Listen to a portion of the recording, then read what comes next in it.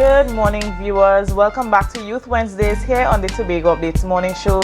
This morning, we're chatting with Justin John, and he is the Constitutional Committee Chairperson of the Student Representative Council, and he's here to share some information about a legal aid outreach that his organization would have put on. Good morning, Justin, and welcome.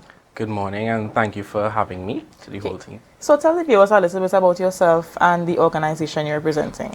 Well, as was said, my name is Justin John. I am the current constitutional chairperson of the SRC, as we like to call it.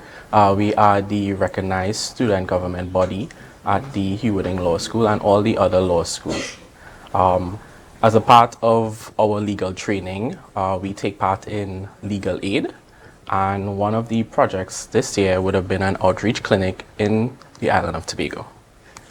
So tell us a little bit more about that project.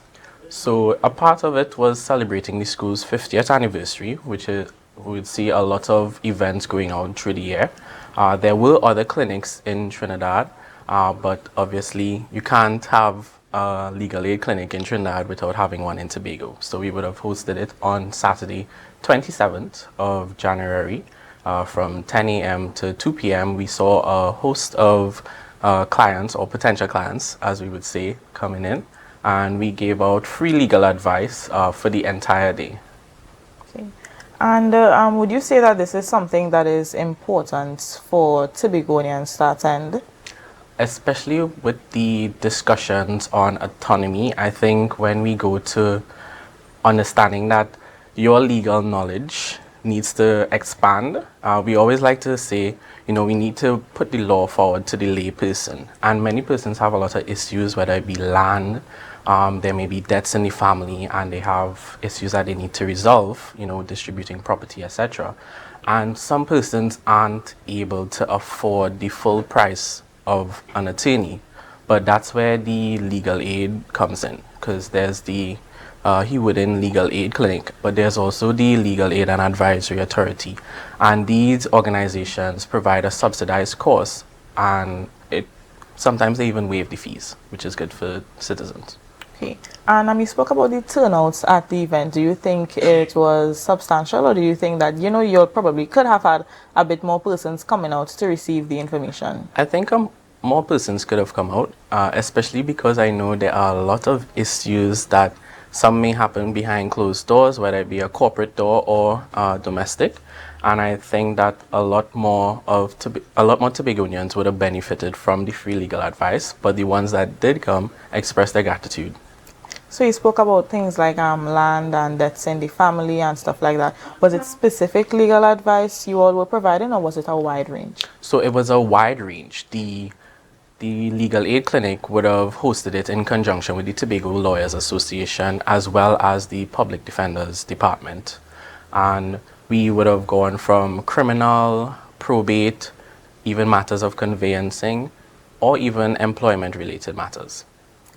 And you said it was something also to celebrate the 50th anniversary, the school's 50th anniversary. So was this a new project? Is it something you all did in the past, and is it something that you all want to continue to do, and how often do you think you all will do it? So it would have been a project specifically to celebrate the 50th anniversary, but the Legal Aid Clinic is accustomed to doing programs, especially because it's a part of the students' curriculum.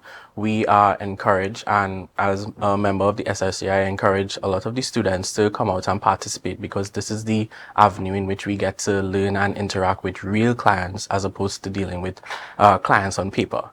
The project would have, after it was hosted a few times last year in Trinidad, there are more.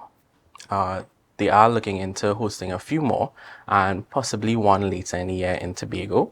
But obviously, these things take a little time to make sure you plan properly and execute.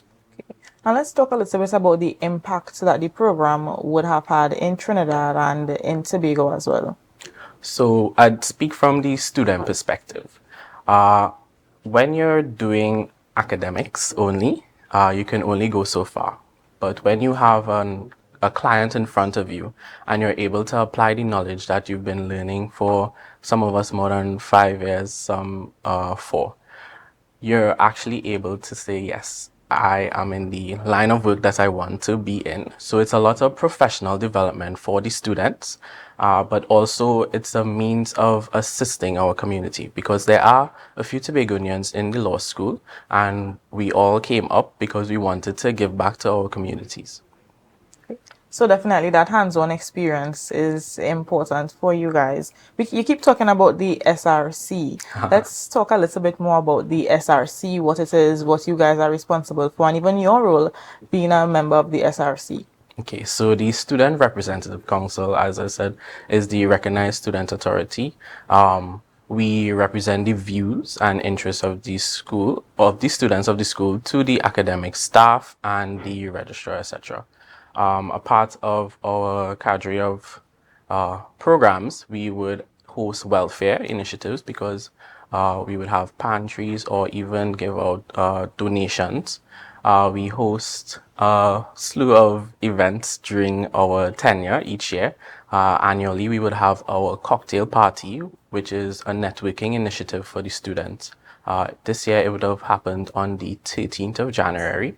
And in this, we saw members from various chambers coming out to speak with the students, while the students were able to, dress up, because you always want to be in school, but you also want to see the persons that you're working with or going to work with. So interacting with our seniors is a big part of it.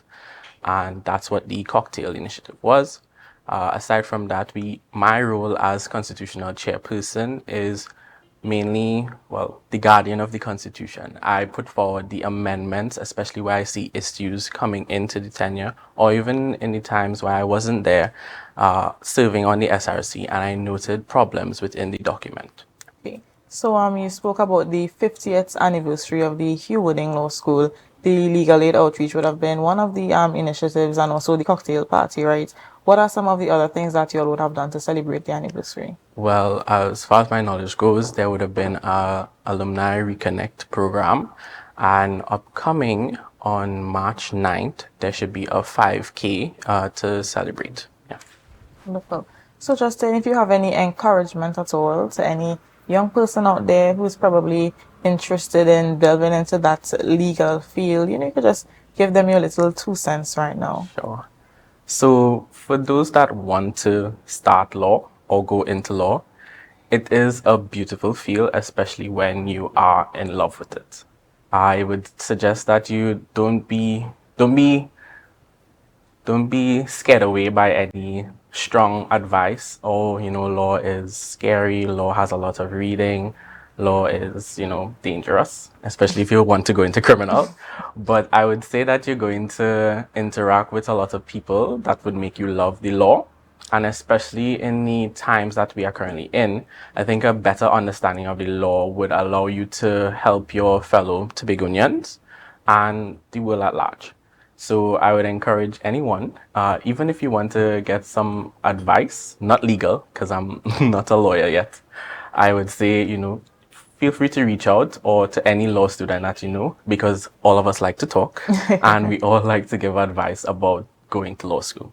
Okay. And I can imagine that the project was something that may have been a little bit difficult to execute. So if you could just shout out the persons who would have assisted you. Well, I would like to shout out Mr. Ashok Balrup. He's the director of the Legal Aid Clinic, as well as some of the Tobagonian students who would have assisted myself and Mr. Balrup. That would be Renelle Cook, Tony John, Davana Melville, and a few others. All of y'all are appreciated, especially we had some regional students with us from the law school who love the island of Tobago. I have a tendency to sell Tobago and all our lush greenery and everything in between. And they love to come over whenever they have the chance. And they saw this as an opportunity not only to assist Tobagonians, but also to enjoy the island. Okay. Well, Justin, we want to thank you so much for coming and chatting with us this morning. We hope to see more projects like this in Tobago in the future, and I hope that the public will attend. I mean, I guess we could probably do a bit more advertising before so that you can have a wider reach. Yes. Okay, viewers, we're going to take a short break and we're going to be right back. Remember to share the live, share the live, share the live.